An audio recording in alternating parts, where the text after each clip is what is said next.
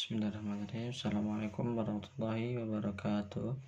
Perkenalkan, nama saya Ahmad Sofyan dengan NIM 2102011110057.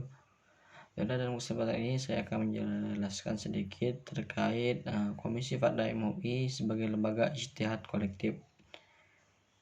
Majelis Ulama Indonesia atau yang lebih dikenal dengan MUI adalah sebuah lembaga non pemerintahan yang menaungi umat Islam di Indonesia ini secara keseluruhan tanpa memandang kecenderungan paham keagamaan.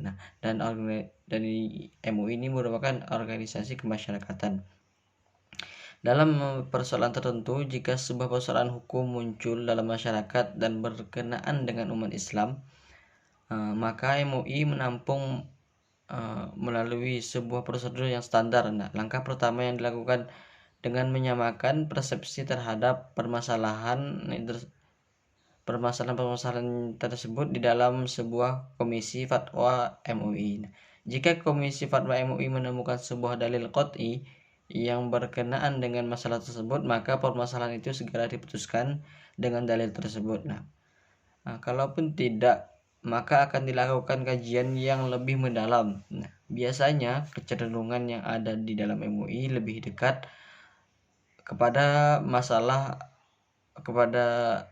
kecenderungan yang dilakukan oleh mazhab MUI ini lebih cenderung kepada terhadap mazhab Imam Syafi'i. Hal ini tidak bisa dilepaskan dengan realitas kenyataan yang ada di Indonesia yang diakui oleh agama Islam.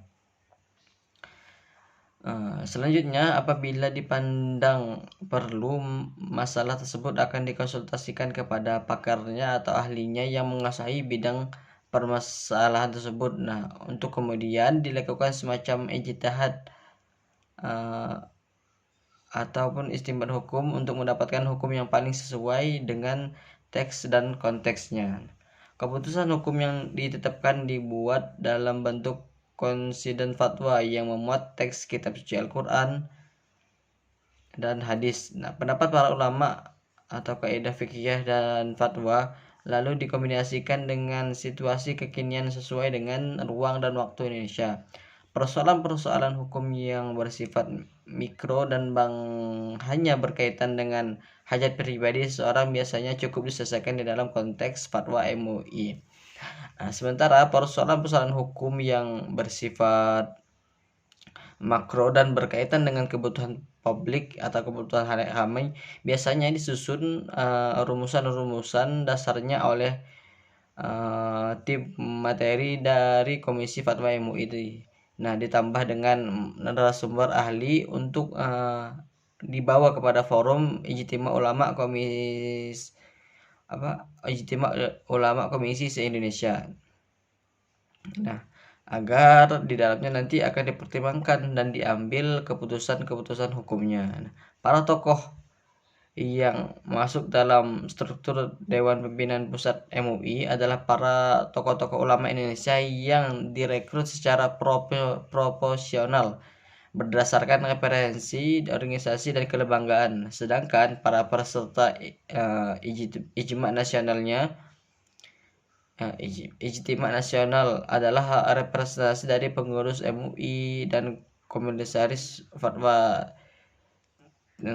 TK1 dan TK2 ditambah dengan penggunaan MUI pusat dan daerah. Begitu juga representasi dari organisasi kemasyarakatan dan para narasumber ahli yang sengaja diundang. Jumlah mereka biasanya antara 750 sampai 1000 orang.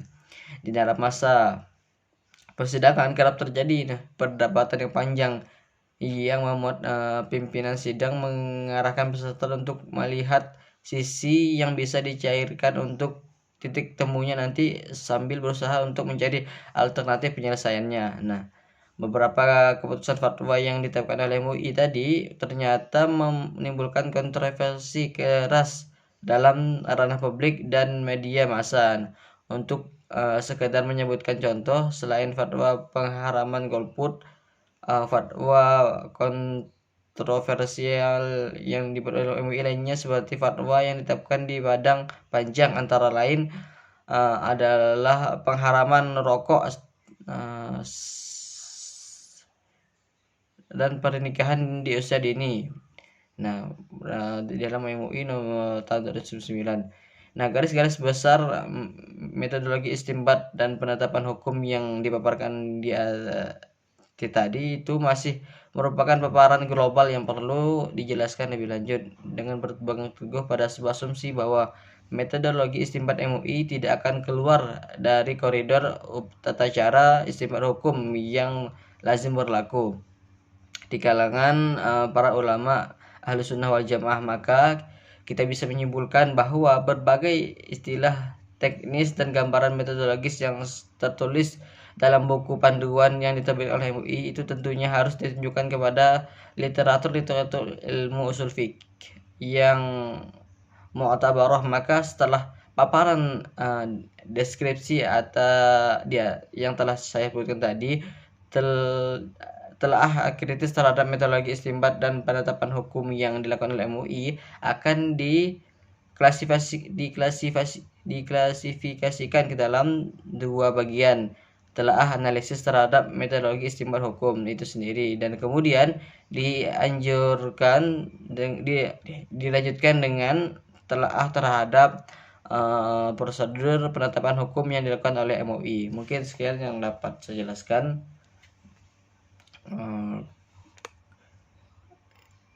Kurang lebihnya mohon maaf. Sekian. Wassalamualaikum warahmatullahi wabarakatuh.